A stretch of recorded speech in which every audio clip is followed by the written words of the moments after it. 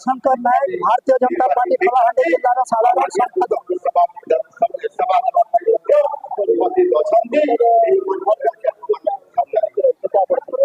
आज देखो विशेषकर आज दुईटा घटना घटी।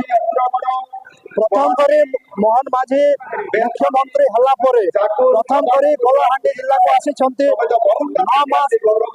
9 मास व्यवधान से प्रथम करी आसी कलाहांडी वासी समस्त बहुत खुशी।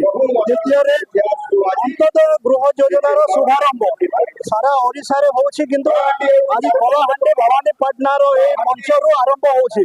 सेतिपई कलाहांडी जिला आम समस्त खुशी अछि।